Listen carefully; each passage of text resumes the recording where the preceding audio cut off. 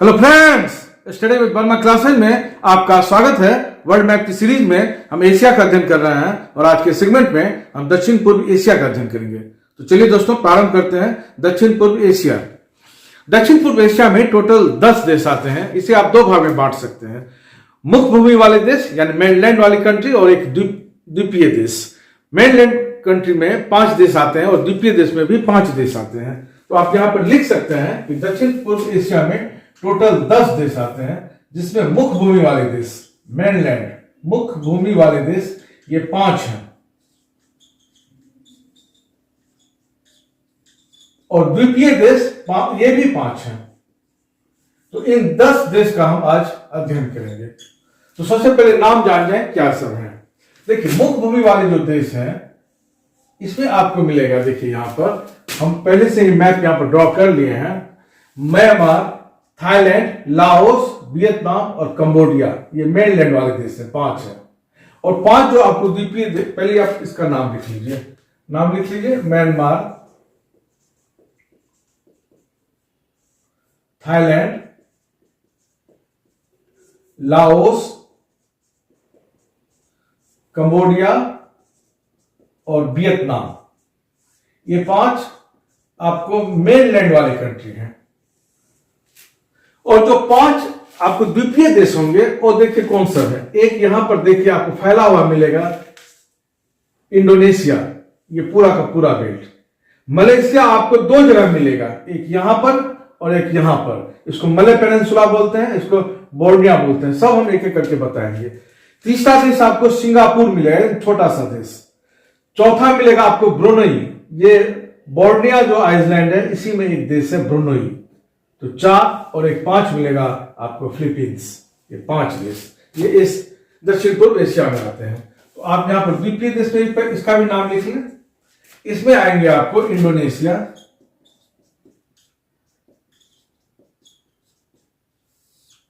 इसके बाद आएगा मलेशिया,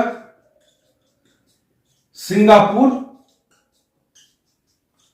ब्रुनई और फिलीपींस।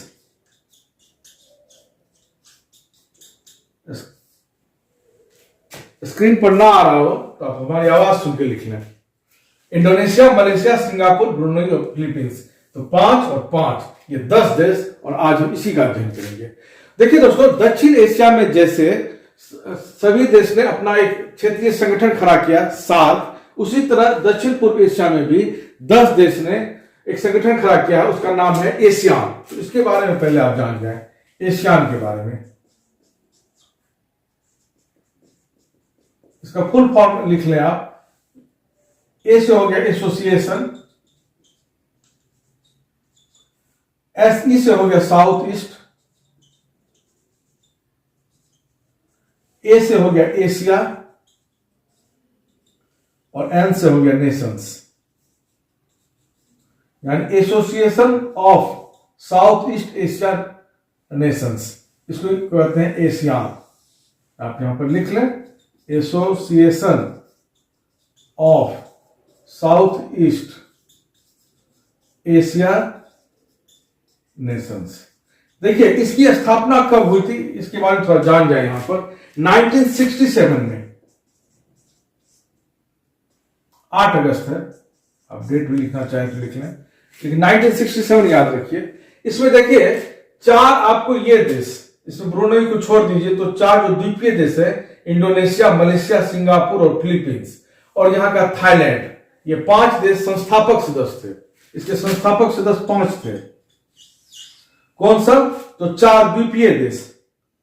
4 द्वीपीय देश में ब्रुनई को छोड़ के, यानी इंडोनेशिया, मलेशिया, सिंगापुर, फिलीपींस और थाईलैंड।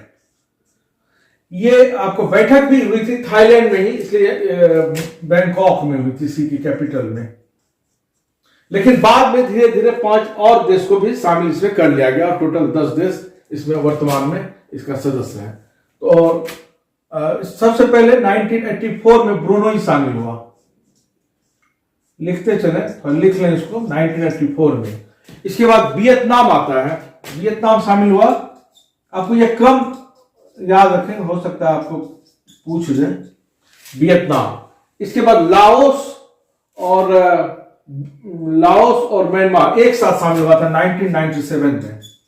लाओस और म्यांमार 1997 में। लास्ट में हुआ था कंबोडिया 1999 में।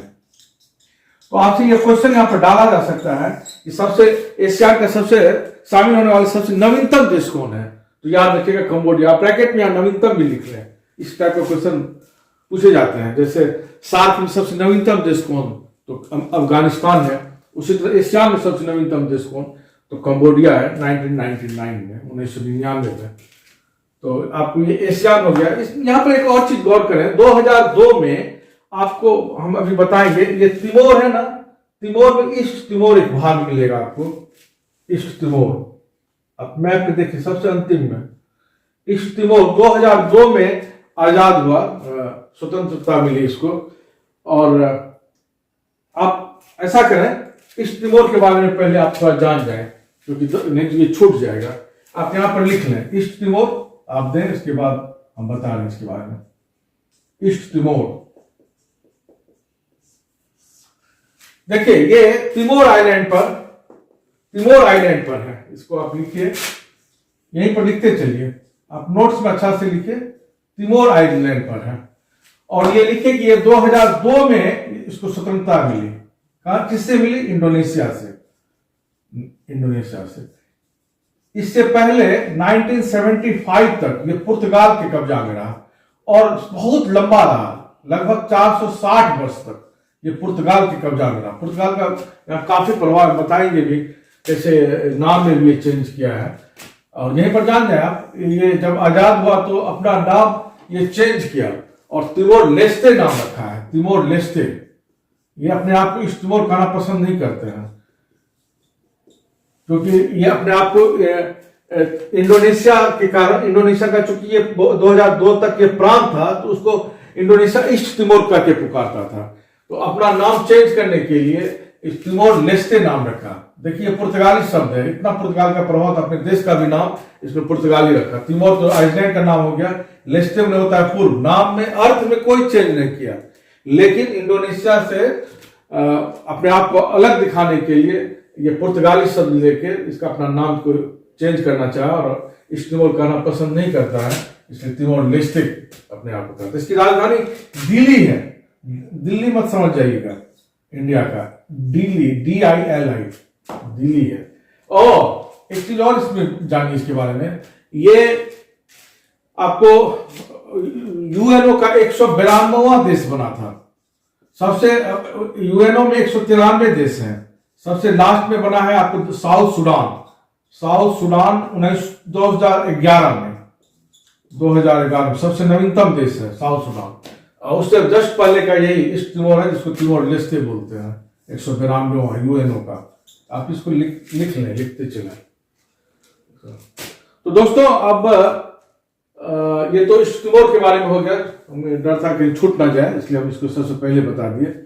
अब हम इस देश का अध्ययन करेंगे। सबसे पहले हम द्वीपीय देश का अध्ययन करेंगे, क्योंकि यहाँ पर आपको बहुत उलझाऊपन सा लगता होगा, तो हम एक एक करके आपको समझाते चलेंगे और तो आपको इजी लगने लगेगा। तो सबसे पहले हम ये जो सबसे फैला हुआ भाग है इंडोनेशिया, इसके बारे में अध्ययन करेंगे। तो इसको पहले मिटा देते हैं, इसके बाद नेक्स्ट पॉइंट इंडोनेशिया पर चलेंगे। आइए दोस्तों, अब हम इंडोनेशिया के बारे में अध्ययन करते हैं। हम इसका बड़ा सा प्रतिरूप यहां पर बनाया है, आप एटलस साथ में रखिए और एक बार में आप समझ जाइएगा, थोड़ा यहां पर कंसंट्रेट हो जाइए। देखिए, ये दुनिया का सबसे बड़ा आर्चिपिलागो है। आर्चिपिलागो किसको कहते हैं? द्वीपों के समूह को कहते हैं। तो ये आप लिख लें यहां पर, आर्चिपिलागो। ये क्वेश्चन भी पूछा हुआ है कि आर्चिपिलागो क्या है, याद रखिएगा, द्वीपों के समूह को कहते हैं। यहां पर 13,000 द्वीप हैं और लिख लीजिए कि ये दुनिया का सबसे बड़ा आर्चिपिलागो है।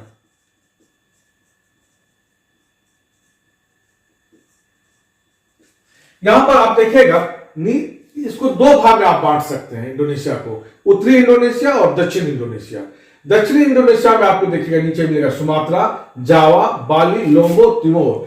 आपको यह क्रम परीक्षा में डाल सकता है कि दक्षिण इंडोनेशिया के पश्चिम से पूर्व का क्रम को सजाएं। उत्तर में भी आपको 3 मिलेंगे ऊपर में। एक बोर्निया मिलेगा बहुत बड़ा सा, एक प्रोटोजोआ अमीबा के आकार का आपको मिलेगा, उसको सुलावेसी बोलते हैं, इसका दूसरा नाम स्लेट्स है। और तीसरा मिलेगा इरियन जाया, इसका नाम पापुआ मिलेगा, दूसरा नाम पापुआ भी है। इसमें पापुआ न्यू गिनी भी एक देश मिलेगा आधे भाग में, लेकिन वो ओशनिया महादेश में गिर जाता है। एशिया का भाग यहीं पर समाप्त हो जाता है, याद रखिएगा इसको। जैसे दक्षिण तिमोर ईस्ट तिमोर है, लेकिन ये एशिया में गिरता है। ये 2002 में बताया, अलग हुआ था ना, यूएनओ के 192वां देश बना। तो आप इसको लिख लें, पश्चिम से पूरब दक्षिण इंडोनेशिया का, हम इस क्रम को आपको लिखा देते हैं। पश्चिम से पूरब में लिखिएगा सुमात्रा, इसके बाद मिलेगा जावा, इसके बाद मिलेगा बाली, बाली के बाद मिलेगा लोम्बो, लोम्बो के बाद मिलेगा तिमोर। ये क्रम है पश्चिम से पूरब। और उत्तरी इंडोनेशिया का भी पश्चिम से पूरब का क्रम लिखा रहे हैं। बोर्निया, बोर्निया के बाद सुलावेसी, सुलावेसी का देखिए एक और नाम है स्लेट्स, अवश्य याद रखिएगा, ये भी इंपॉर्टेंट है, आपको डाल सकता है परीक्षा में, स्लेट्स।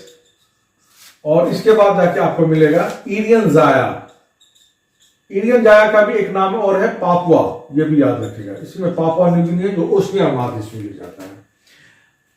तो यहां पर एक चीज और याद रखिए, बोर्निया के बारे में, बोर्निया के बारे में याद रखिए, ये एशिया का सबसे बड़ा आइसलैंड है। तो इसमें देखिए 3 देश आते हैं, इसमें 3 देश आते हैं, ये यहां पहले लिख लीजिए, एशिया का सबसे बड़ा आइसलैंड,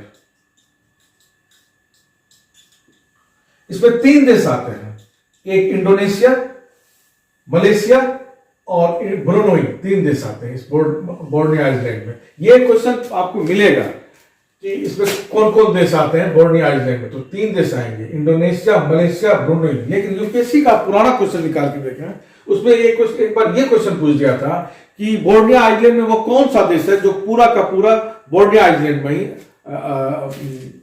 बोर्निया आइसलैंड पर ही बसा हुआ है, तो ब्रुनोई। क्योंकि ये देखिए मलेशिया भी 2 जगह बटा हुआ है, एक मले पेनिनसुला में भी मिलेगा और कुछ भाग बोर्निया आइसलैंड में मिलेगा।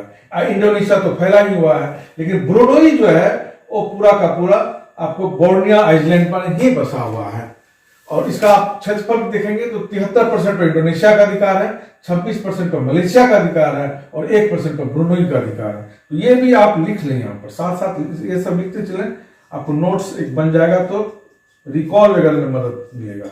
73% मलेशिया लिखें, 26% और ब्रुनोई लिखें 1%।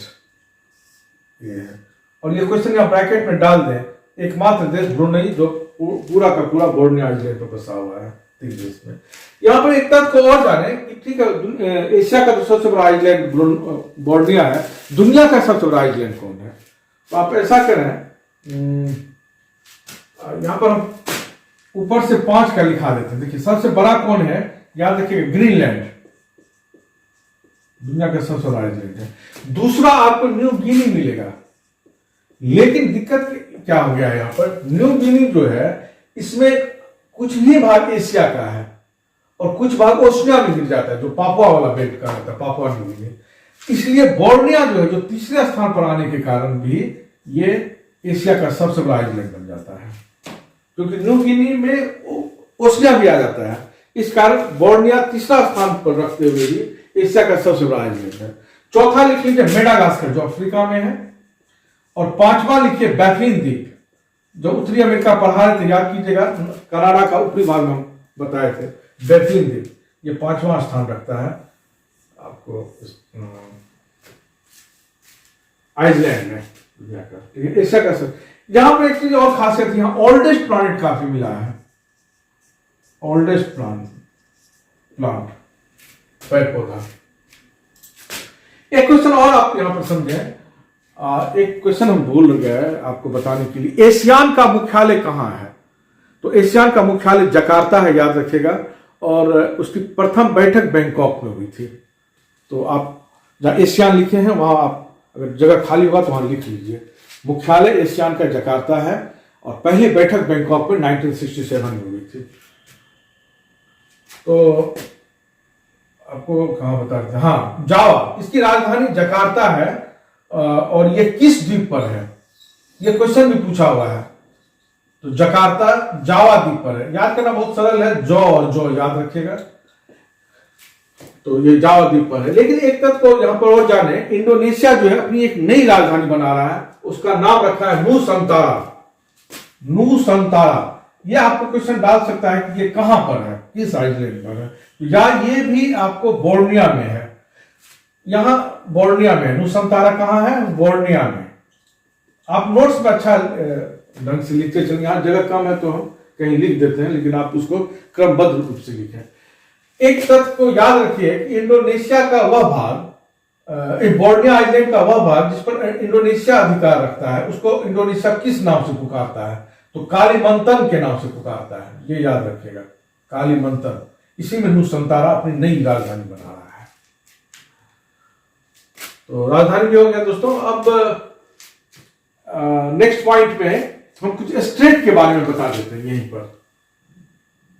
तो इसको मिटा के हम फिर से स्टेट के बारे में बता देते हैं, वो भी जानकारी रखना अनिवार्य है।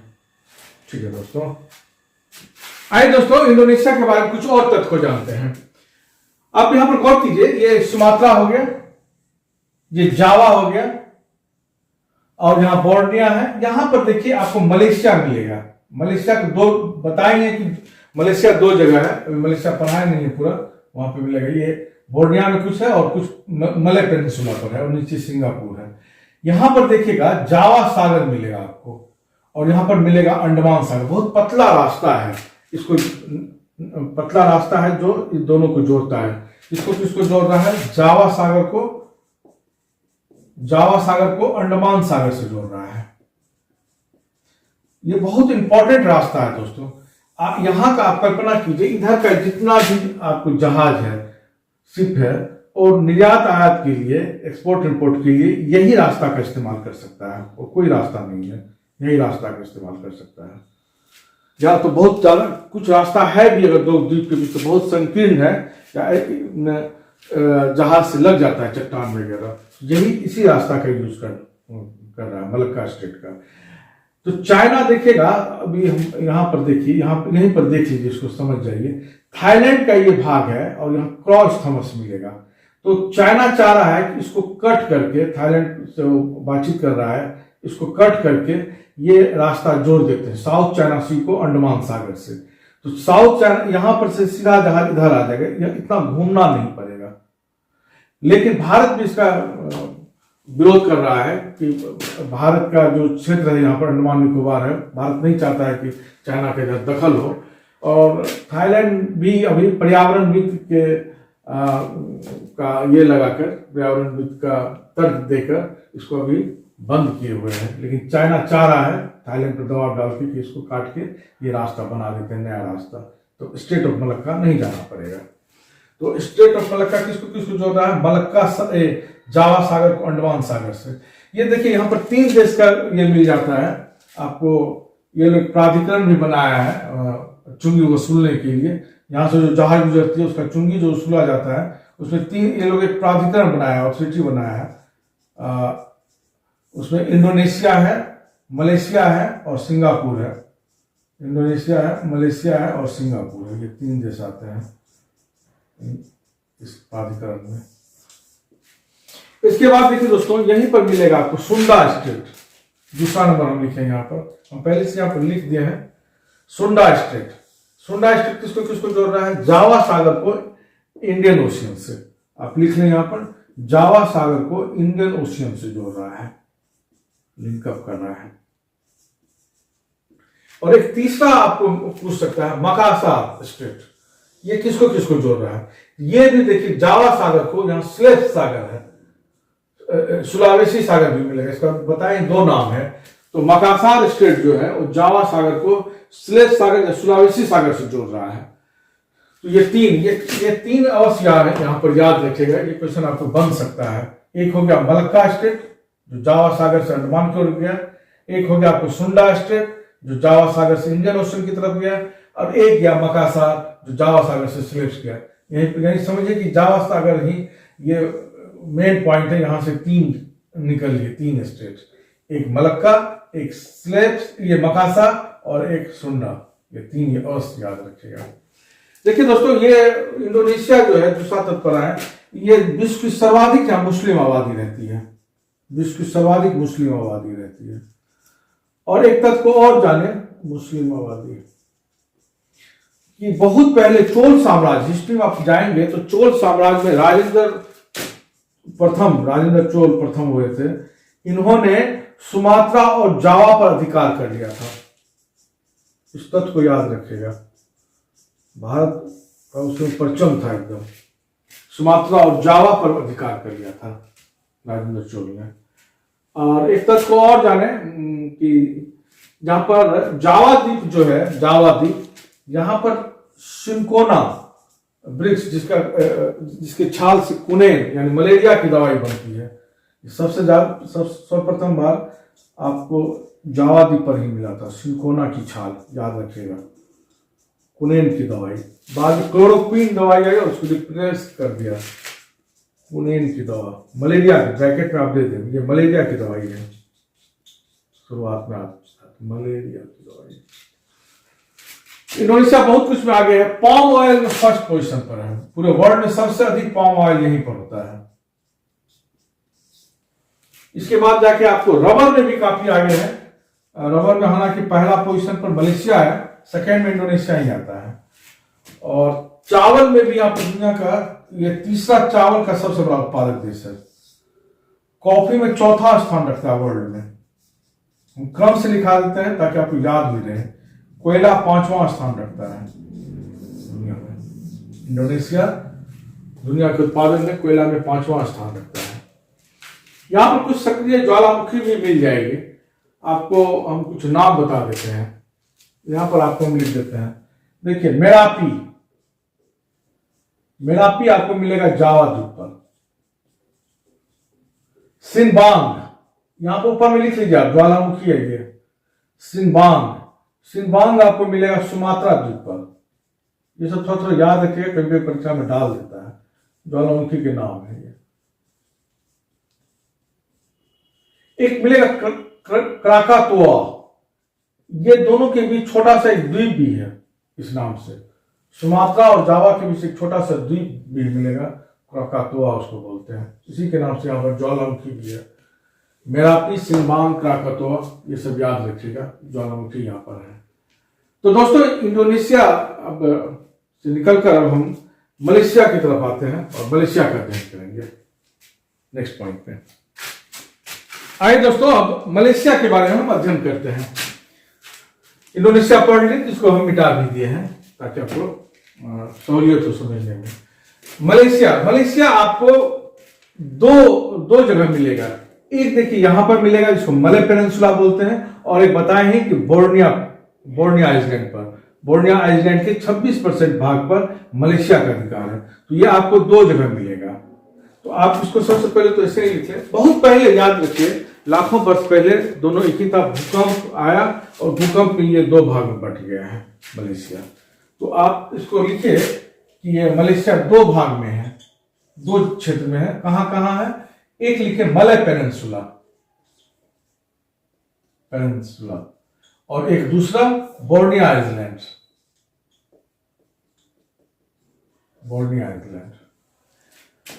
और यहां पर आप गौर कीजिएगा कि आपसे एक क्वेश्चन यहां पर बनता है, और पूछा हुआ भी क्वेश्चन है कि ये यहां पर देखिए मलय पेनिनसुला में कौन कौन देश आते हैं।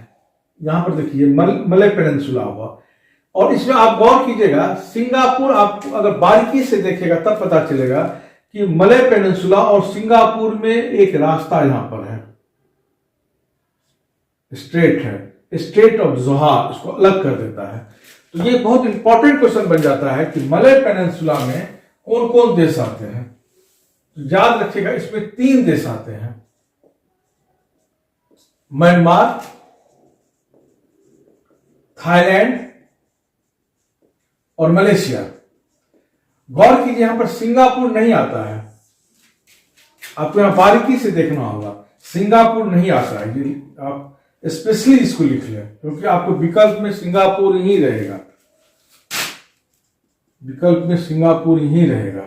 सिंगापुर नहीं आता है। और ये आप लिखिए यहां पर कि किससे अलग हो जाता है, तो स्टेट ऑफ जोहार, स्टेट ऑफ जोहार से अलग हो जाता है, जोहार से अलग हो जाता है। ये क्वेश्चन कई बार आप क्वेश्चन बैंक निकालेंगे, आपको मिलेगा ये सिंगापुर के बारे में कि मलय पेनिनसुला में कितने देश आते हैं, तो उसमें कौन कौन देश आते हैं, तो याद रखिएगा सिंगापुर नहीं आता है, यहाँ अलग हो जाता है। आप बारीकी से नहीं देखेंगे तो आपको लगेगा कि एक ही से सटा हुआ है। तो मलेशिया आपको दो जगह बताए, एक मलय पेनिनसुला में है और एक बोर्नियो आइलैंड में है। बोर्नियो आइलैंड के 26% भाग पर मलेशिया का अधिकार है। इसका राजधानी देखिए क्वालालंपुर है। यह भी आपको पूछ सकता है क्वालालंपुर ये किस द्वीप पर है, मलय में है कि बोर्नियो में, तो नहीं, ये मलय पेनिनसुला में है, यहीं पर आपको मिलेगा क्वालालंपुर, मलय पेनिनसुला पर है, मलय प्रायद्वीप। एक तथ्य और याद रखिए कि मलेशिया जो है एक अपना प्रशासनिक राजधानी पुत्र जाया में बना रहा है, प्रशासनिक राजधानी। ये आपको वित्तीय और आर्थिक राजधानी हो गया, नया चेंज किया है ये आर्थिक राजधानी, प्रशासनिक राजधानी पुत्र जया, याद रखिएगा पुत्र जया, सटा हुआ ही बेल्ट है, पुत्र जया में बना है।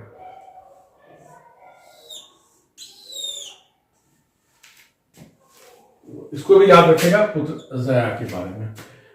और ये देखिए ये पूरे वर्ल्ड में मलेशिया टीन में सबसे आगे है, प्रथम स्थान रखता है टीन में। और आपको क्वेश्चन भी डाल सकता है कि ये कुछ क्षेत्र का नाम बताएं, तो ये क्षेत्र है इयोह, एक है यहां पर इयोह और पेनांग, ये दो चर्चित क्षेत्र हैं टीन उत्पादन से, पेनांग, इयोह और पेनांग याद रखिएगा टीन के लिए। ऑस्ट्रेलिया में भी आगे है, रबर में भी ये अग्रणीय स्थान है, पहला स्थान है। पॉम ऑयल में दूसरा स्थान है, इधर पॉम ऑयल बहुत ज्यादा होता है, आप दूसरा स्थान है। आप अगर इंडोनेशिया, मलेशिया और थाईलैंड को जोड़ देंगे तो लगभग 80% भाग पॉम ऑयल यही 3 देश में हो जाता है। तो ये सब देश में काफी आगे है मलेशिया। अब दोस्तों यहीं पर ब्रुनई के बारे में जान जाए, ब्रुनई के बारे में देखिए, ब्रुनई के बारे में लिखे, इसकी राजधानी ये बोर्नियो आइलैंड पर है। और हम आपको पहले भी बोले कि यूपीएससी का एक क्वेश्चन है कि वो कौन सा देश है जो बोर्नियो आइलैंड पर पूरा का पूरा स्थित है, तो एकमात्र देश बोर्नियो, मात्र बोर्नियो आइलैंड में मात्र 1% हिस्सा है, 1% पर है। इसका कैपिटल बंदर सेरी बागबान है, बंदर सेरी बागबान। क्रूड ऑयल बहुत ज्यादा है, यहाँ के राजा, यहाँ पर राजसत्तात्मक है, यहाँ के राजा काफी धनी माने जाते हैं ब्रुनई के। अब आइए दोस्तों यहीं पर पढ़ ले सिंगापुर,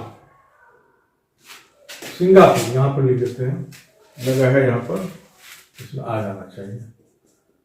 सिंगापुर, सिंगापुर के बारे में जानिए कि हम पहले ही बताएं स्टेट ऑफ जोहार से ये मलय पेनिनसुला से अलग हो जाता है, ये काफी इंपॉर्टेंट है, स्टेट ऑफ जोहार। और ये 1 सिटी 1 नेशन इसको कहा जाता है, एक ही सिटी और एक सिटी एक नेशन बन गया है, 1 सिटी 1 नेशन के नाम से ये जाना जाता है सिंगापुर। यहां पर दोस्तों कच्चा माल कुछ भी नहीं है, कच्चा माल कुछ भी नहीं है, कच्चा माल पूरा का पूरा ये मंगाता है, इंपोर्ट करता है, लेकिन तैयार माल निर्यात करता है, यही इसकी खासियत है, इसलिए इतना ये आगे आ गया है। तैयार माल निर्यात करता है, कच्चा माल नहीं है, और तैयार माल निर्यात करता है बना के, इसलिए सिंगापुर काफी आगे आ गया है। यहां पर एक इंपॉर्टेंट याद कीजिए, चांगी बेस है और इंडियन नेवी का वहां पर बेस बनाया गया है, चांगी बेस, ये काफी इंपॉर्टेंट है, इसको अच्छा सा याद रखिएगा। भारतीय जहाज जो वहां से गुजरती है उसको ईंधन, उसका मेंटेनेंस वगैरह करने का यहाँ पर छूट है चांगी बेस में, याद रखिएगा सिंगापुर में है। और लिख लें यहाँ पर इंडियन नेवी का बेस, इंडियन नेवी का बेस है। ये चांगी बेस याद रखिएगा, इंपॉर्टेंट है बहुत ज्यादा यहाँ पर। तो दोस्तों अब एक देश फिलीपींस के बारे में, द्वीपीय देश जो हम बताए कि दक्षिण पूर्वी एशिया में द्वीपीय देश 5 है, टोटल 10 देश में द्वीपीय देश 5 है। तो 4 देश का हमने अध्ययन कर लिया है, अब फिलीपींस का अध्ययन करेंगे। इसको मिटा के फिलीपींस आते हैं। आइए दोस्तों अब फिलीपींस के बारे में अध्ययन करते हैं।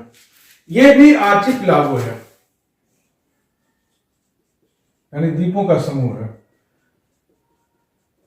देखिए यहां पर सबसे उत्तर में आपको मिलेगा लुजोन भी, और सबसे दक्षिण में मिलेगा मिंडानाओ।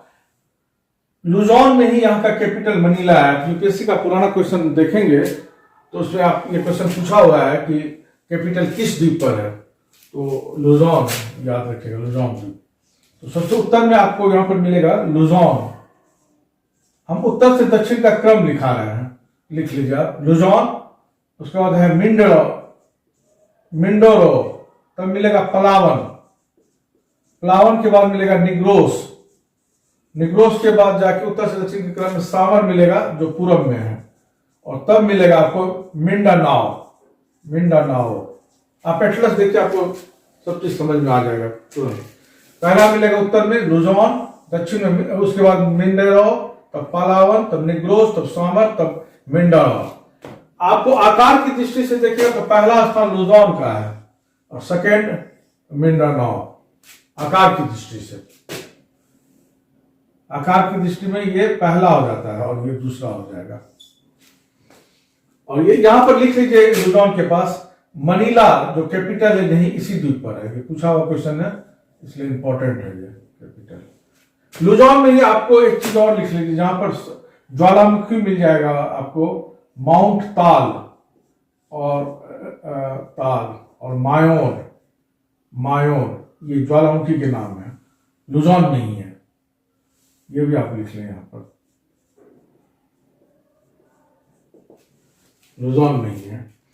आपको मनीला में आप एडीबी का ऑफिस मिल जाएगा, मुख्यालय एशियाई विकास bank, ADB Asian development bank, एशियाई, और चावल अनुसंधान केंद्र, अंतरराष्ट्रीय चावल अनुसंधान केंद्र, ये भी लिख लें।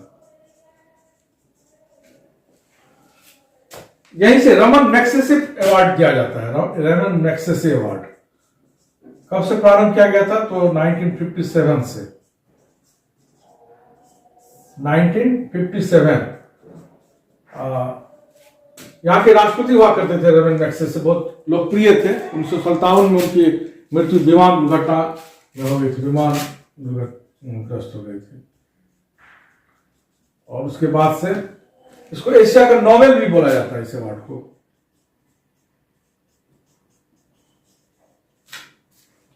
छह क्षेत्र में दी जाती है, सामाजिक क्षेत्र है, सामुदायिक क्षेत्र है, क्षेत्र में। इसका फंडिंग लिख लीजिए, फंडिंग इंपॉर्टेंट है। फंडिंग यहां से नहीं आता है, न्यूयॉर्क से आता है। न्यूयॉर्क का एक ये है संस्था है रॉक फेलर ब्रदर्स ट्रस्टी, ये इंपॉर्टेंट है, इसको लिख लीजिए, रॉक फेलर ब्रदर्स ट्रस्ट, ये फंडिंग करता है। ये पूछ सकता है क्वेश्चन, कौन फंडिंग करता है, New York rock failure brothers trust. आपको इंडिया में सबसे पहला विनोबा भावे को दिया गया था, भावे। प्रथम महिला में किरण बेदी होगी प्रथम। आपको यहीं पर देखें दोस्तों, फिलीपींस सागर मिलेगा और ये प्रशांत महासागर पैसिफिक ओशन का भाग है। इसी में आपको मैरियाना ट्रेंच मिलेगा जो पृथ्वी का सबसे गहरा भाग हो गया, सबसे गहरा जगह। आपको आप यहां लिख लें, पृथ्वी का सबसे गहरा ट्रेंच, मैरियाना ट्रेंच। ठीक है, मैरियाना ट्रेंच तो हुआ, वो तो बहुत बड़ा हो गया। उसमें भी कहां है, चैलेंजर गर्त। मैरियाना ट्रेंच में भी कहां, तो चैलेंजर गर्त, 11,000 मीटर गहरा है। यहाँ पर इसके कारण बहुत ज्यादा दबाव हो जाता है पानी का, और 1000 बार के आसपास दबाव है यहाँ पर पानी का दबाव। इसके कारण बहुत ये दुर्गम क्षेत्र हो जाता है। इसकी खोज 1875 में हुई थी, और ब्रिटिश नौसैनिक जहाज था चैलेंजर उसका नाम था, उसी के नाम पर इसको चैलेंजर गर्थ नाम रखा गया। जहाज का ही नाम था चैलेंजर नाम था जहाज का। और बाद में इसको फिर कई बार नापने का कोशिश किया गया। नापना भी यहाँ पर काफी टफ है। हाल में 2012 में करंट है, इसलिए आपको हम बता रहे हैं। जेम्स कैमरून डॉक्यूमेंट्री फिल्म बनाने वाले थे। जेम्स कैमरून फिल्म निर्माता हैं, कनाडा के हैं। डॉक्यूमेंट्री फिल्म बनाना चाह रहे थे, तो उन्हें विशेष उपकरण बनवाए थे नापने के लिए। उन्होंने ही बताया कि हाँ ये 11,000 मीटर है। 2012 में लेटेस्ट नापा गया है। और यहाँ पर समझिए कि हम लोग का जो धरती की सबसे ऊंची जो माउंट एवरेस्ट है 8,848 मीटर, वो भी डूब जाएगी यहाँ पर। तो दोस्तों ये फिलीपींस के बारे में हमने अध्ययन कर लिया। अब हम 5 जो मुख्य भूमि वाले देश हैं उसके बारे में अध्ययन करेंगे। ये 5 द्वीपीय देश का अध्ययन समाप्त हो गया। 5 मुख्य भूमि वाले देश, अब ये जो मैप है इसका हम अध्ययन करेंगे। तो मिटा के हम म्यांमार से शुरू कर रहे हैं। आइए दोस्तों, अब हम दक्षिण पूर्वी एशिया के मेनलैंड मुख्य भूमि से जुड़े हुए देश के बारे में अध्ययन करेंगे। हम पहले भी बताया कि दक्षिण पूर्वी एशिया में 10 देश आते हैं, जिसमें 5 देश द्वीपीय देश हैं और 5 देश मेनलैंड से हैं जुड़े हुए। तो उसमें पहला म्यांमार का अध्ययन करेंगे। देखिए दोस्तों, म्यांमार के बारे में सबसे पहले तो जानिए कि ये भारत के किन किन राज्यों से इसकी सीमाएं लगती हैं। तो 4 राज्यों से, अरुणाचल प्रदेश, नागालैंड, मणिपुर, उसके बाद मिजोरम। आप यहाँ पर नाम लिख लें, अरुणाचल प्रदेश, नागालैंड, मणिपुर और मिजोरम। आप लिखते चलिए, ये 4 राज्य हैं। 4 राज्य से सीमा लगती है। तो पहला पॉइंट तो आप यही लिख लीजिए आप यहाँ पर, कितने राज्यों से सीमा लगती है इसकी। 4 राज्य से सीमा लगती है। दूसरा तथ्य जानिए दोस्तों, ये पहला पॉइंट हो गया। दूसरा तथ्य जानिए कालादान मल्टी प्रोजेक्ट के बारे में। कालादान मल्टी प्रोजेक्ट, देखिए यहीं पर कलकत्ता पोर्ट है। कलकत्ता पोर्ट से हम सितवे पोर्ट, ये यहां पर नाम है सितवे पोर्ट, ये याद रखिएगा, सितवे पोर्ट। ये रखाइन प्रांत में है, इसका रखाइन प्रांत में है। रखाइन प्रांत में ही रोहिंग्या लोग रहते हैं। करंट का क्वेश्चन है, आप अच्छे से इसको पढ़ लीजिएगा। ये रखाइन प्रांत में, यहीं से फिर कालादान रिवर होते हुए हम नॉर्थ ईस्ट में घुसेंगे, फिर सड़क के माध्यम से। वहां कालादान रिवर बाद में कुछ संकीर्ण हो जाती है, तो बड़े बड़े जहाज नहीं जा पाएंगे, इसलिए सड़क का इस्तेमाल करना होगा। तो कालादान मल्टी प्रोजेक्ट में हो गया। कोलकाता हो गया बंदरगाह, कोलकाता पोर्ट, और इसके बाद जाके सितवे पोर्ट। सितवे पोर्ट के बाद जाके कालादान के पास चले जाएंगे, कालादान रिवर, और फिर सड़क के माध्यम से हम नॉर्थ ईस्ट में घुस जाएंगे। एक संकीर्णता के कारण सड़क हमको इस्तेमाल करना पड़ रहा है। अभी देखिए कोलकाता पोर्ट से हम चिकन नेक होते हुए नॉर्थ ईस्ट में घुसते हैं। इसकी दूरी 1800 किलोमीटर हो जाती है, 1800 किलोमीटर। और ये जो अगर ये तैयार हो गया तो ये 950 किलोमीटर का हो जाएगा, मात्र लगभग आधा दूरी हो जाएगा घट के। ये काम चल रहा है, काफी इंपॉर्टेंट है कालादान मल्टी प्रोजेक्ट।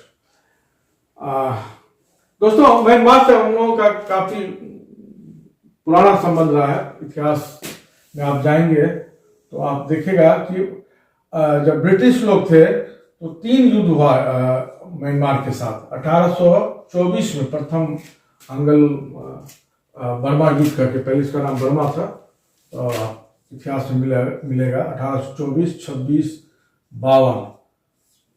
और इसके बाद अंग्रेज लिया और भारत के साथ इसको जोड़ दिया, लिंकअप कर दिया।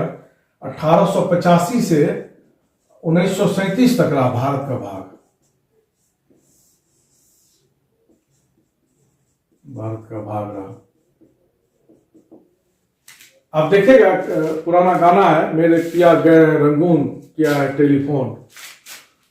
पतंगा फिल्म है, 1949 की फिल्म है, शमशाद बेगम गाई है, शमशाद बेगम चर्चित गाना। हमने कहने का भाव ये है कि यहाँ से बहुत आदमी वहां पर जाते थे उस वक्त। रंगून राजधानी हुआ करती थी। रंगून का नाम आपको बाद में यांगून कर दिया है, सैन्य शासन वहां पर जब आया 1989 में, तो इसका नाम बदल के यांगून कर दिया। उन लोगों का कहना था, सैन्य शासन क्या था कि ये रंगून जो है ब्रिटिश से जोड़ के रखता है, उससे हमको अलग होना है, सैन्य शासन क्या था, इसलिए इसका नाम चेंज कर दिया। तो अभी इसका राजधानी भी चेंज करके ये लोग अपना राजधानी नेपिदा में बनाया है। नेपिदा, NAYPYIDA मिलेगा, नेपिदा नई राजधानी।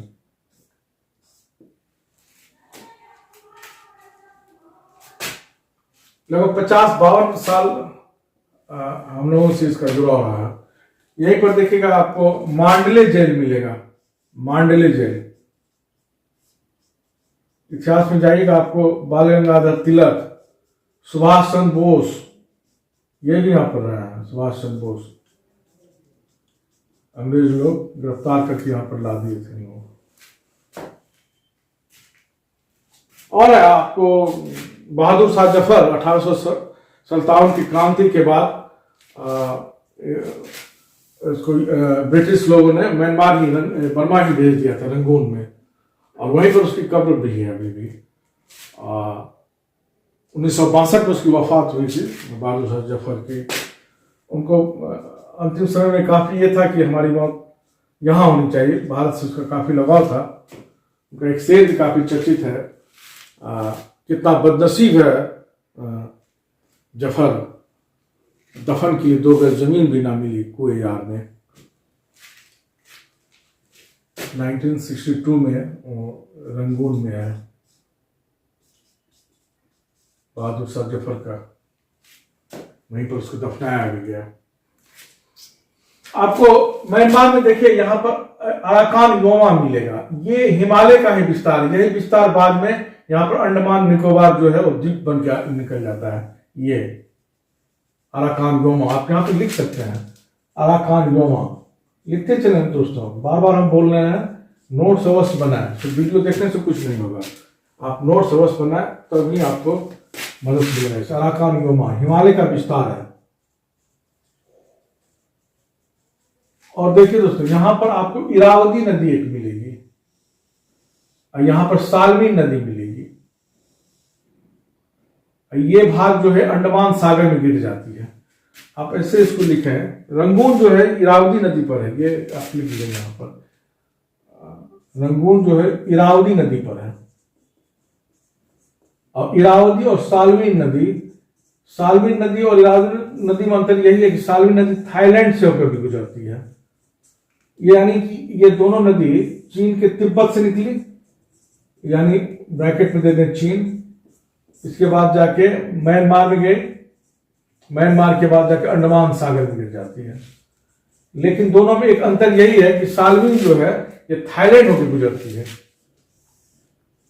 थाईलैंड भी जाती है, और इरावदी सिर्फ म्यांमार के बाद अंडमान सागर में गिर जाती है। और ये दोनों का बीच जो है ये इसी में शान का पठार है। ये दोनों के बीच, इरावदी और साल्वीन के बीच, नदी के बीच शान का पठार है। बहुत चावल यहां बहुत ज्यादा होता है, चावल, चावल का केंद्र है। आपको अगर क्वेश्चन ये रहेगा, सुदूर पूर्व, सुदूर पूर्व चावल का कटोरा, सुदूर पूर्व चावल का कटोरा, तो आप म्यांमार ही मारिएगा। फार ईस्ट इंग्लिश में रहेगा, फार ईस्ट। लेकिन सुदूर के बदला अगर आपको दक्षिण पूर्व रहेगा, सुदूर के बदला अगर आपको दक्षिण रहेगा, दक्षिण पूर्व चावल का कटोरा, तब आप थाईलैंड होगा इसका आंसर, थाईलैंड। याद रखिएगा, सुदूर पूर्व रहेगा तब म्यांमार मारिएगा, और दक्षिण पूर्व रहेगा सुदूर के बदला तब मारिएगा थाईलैंड। चावल का कटोरा खाया था, शान के पठार में बहुत ज्यादा होता है। यहाँ आपको सीसा, मानिक, वगैरह भी मिल जाएगा बहुत ज्यादा।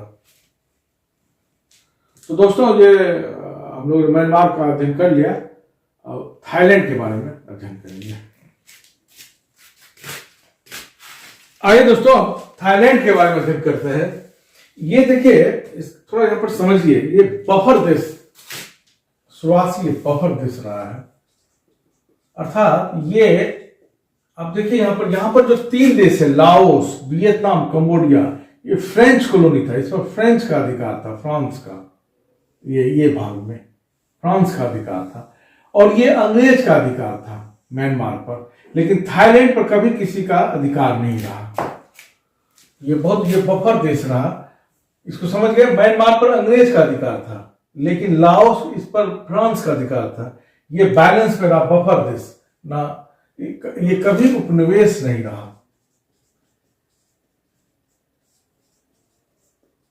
वर्ल्ड में ऐसे देश कुछ आपको मिल जाएंगे जो कभी किसी का उपनिवेश नहीं रहा। जैसे आपको मिलेगा नेपाल, कभी उपनिवेश नहीं रहा। भूटान कभी नहीं रहा। अफ्रीका में चले जाएंगे तो इथोपिया कभी नहीं रहा। यहां पर थाईलैंड, ये आपको कभी उपनिवेश नहीं रहा। थाईलैंड के बारे में देखिए, यहाँ पर दोस्तों गल्फ ऑफ थाईलैंड है, यहाँ गल्फ ऑफ थाईलैंड, ये हो गया अंडमान सागर। मैप में आप देखिए, एटलस देखिए, आप सब चीज समझते जाएंगे। ये गल्फ ऑफ थाईलैंड है, यहाँ अंडमान सागर है। थाईलैंड की राजधानी बैंकॉक है। ये चाओ फ्राय नदी पर है। ये चाओ फ्राय नदी यहीं पर गिर जाती है। इसकी राजधानी कहाँ है? बैंकॉक। पूछ सकता है आपसे किस नदी के किनारे है, तो चाओ फ्राव नदी पर है। ये कहाँ गिरती है? थाईलैंड, गल्फ ऑफ थाईलैंड में गिर जाती है। देखिए, म्यांमार को जब पढ़ रहे थे तो उसमें बताया था कि साल्विन नदी जो है, इरावदी नदी म्यांमार में सिर्फ तिब्बत से निकल के यानी चीन और म्यांमार होते अंडमान में गिरती है। और साल्विन नदी क्या बताया था कि म्यांमार के बाद थाईलैंड जाती है और तब अंडमान सागर गिरती है। तो एक और नदी, इस नदी के अलावा एक और नदी साल्विन नदी लिख लीजिए, ये भी थाईलैंड में गुजरती है। थाईलैंड से साल्विन नदी थाईलैंड से गुजरती है। बॉर्डर के पास रहती है। थाईलैंड का पुराना नाम सियाम था, ये लिख लीजिए आप, पुराना नाम सियाम था इसका। इसका क्रा जो नहर बनाना चाह रहा है चाइना अंडमान से, ये तो हम बता ही चुके हैं, साउथ चाइना सी को अंडमान सागर से जोड़ने के लिए। लेकिन थाईलैंड अभी पर्यावरण का बहाना बना के इसको रोक के रखा है। भारत भी इंटरेस्टेड नहीं है। भारत नहीं चाहता है कि यहाँ पर ये इसको काट के पनामा नहर की तरह बनाना चाह रहा है चाइना बनाए। सफेद हाथियों का देश भी इसको बोला जाता है। सफेद हाथियों का देश लिख लें। और पहले भी बताया कि अगर आपसे क्वेश्चन रहेगा दक्षिण पूर्व एशिया चावल का कटोरा, तो थाईलैंड नहीं होगा। अगर यहां पर याद रखिएगा, अगर सुदूर पूर्व रहेगा, फार ईस्ट, सुदूर पूर्व शब्द रहेगा, तब म्यांमार होना होगा इसका आंसर, और इसका थाईलैंड होगा अगर ये रहेगा, आपको दक्षिण पूर्व रहेगा। और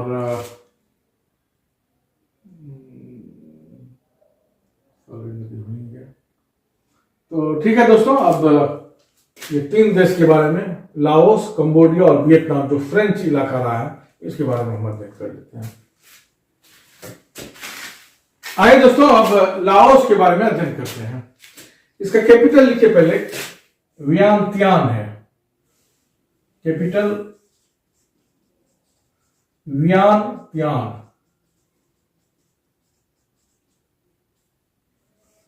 इसे 1000 हाथियों का देश भी बोलते हैं।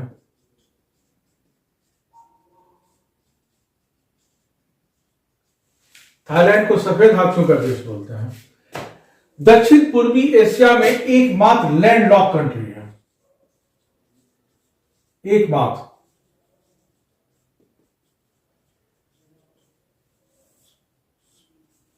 एशिया में टोटल 10 लैंड लॉक कंट्री है, बार बार बोल रहे हैं। 5 सेंट्रल एशिया के हो गए, एक मंगोलिया 6, 3 आपको यहीं पर मिलेगा, एक नेपाल, भूटान और अफगानिस्तान दक्षिण एशिया में 6 3 9, और एक यहाँ पर लाओस 10। तो दक्षिण पूर्वी एशिया में एकमात्र लैंड लॉक कंट्री है ये। मेकांग रिवर देखिए यहां से गुजरती है। देखिए मेकांग रिवर के बारे में जानिए, ये 6 देश से गुजरती है। पूछ सकता है कभी 6 देश से। देखिए इसमें चाइना प्लस ये 5 जो बताए हैं दक्षिण पूर्वी एशिया के मेनलैंड की कंट्री, दक्षिण पूर्वी एशिया के मेनलैंड के कंट्री, ये टोटल 6 देश मेकांग रिवर गुजरती है। एक तथ्य को जाने दोस्तों, छूट जाएगा। देखिए गोल्डन ट्रायंगल है यहाँ पर अफीम की खेती के लिए, ये समझिए इसको, ये भाग गोल्डन ट्रायंगल, इसको आप लिख लेंगे, इंपॉर्टेंट है। गोल्डन ट्रायंगल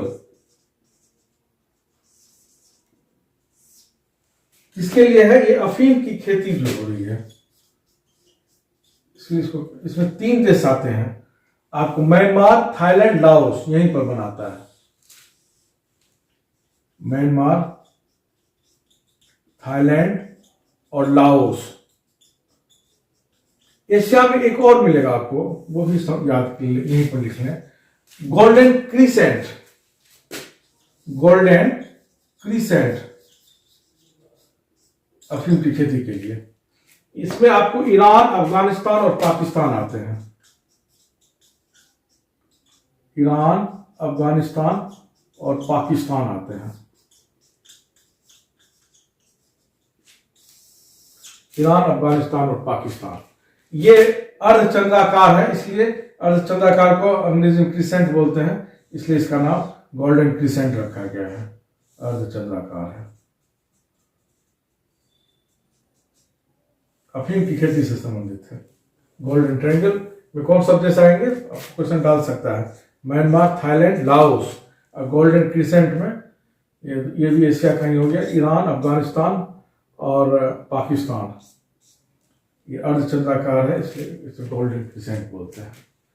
दोस्तों अब यहीं पर कंबोडिया के बारे में जानते हैं। कंबोडिया, इसका कैपिटल आपको नाम पर नहीं मिलेगा, नाम पर नहीं। देखिए यहां पर अंकोर वाट का मंदिर काफी चर्चित है, कई बार परीक्षा में इससे संबंधित क्वेश्चन रहता है। अंकोर वाट मंदिर सूर्यवर्मन द्वितीय बनाए थे, ये लिख लीजिए सब, सूर्यवर्मन द्वितीय बनाए थे। और यूनेस्को साइट है, इसके बारे में लिखिए, विश्व का सबसे बड़ा धार्मिक परिसर है, सबसे बड़ा धार्मिक परिसर है।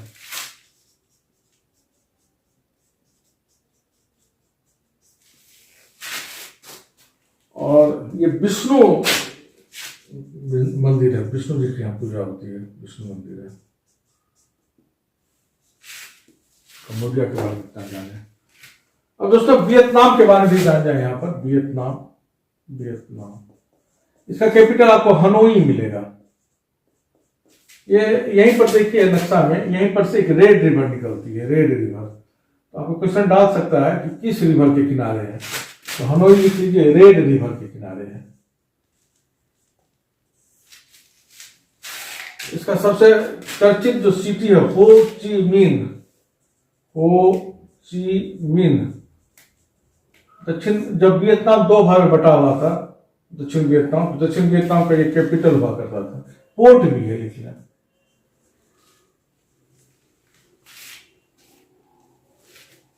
एक आपको यहां पर माउंटेन रेंज मिलेगा पूर्वी भाग में, इसका नाम है अन्ना माइरी, अन्ना माइरी माउंटेन रेंज।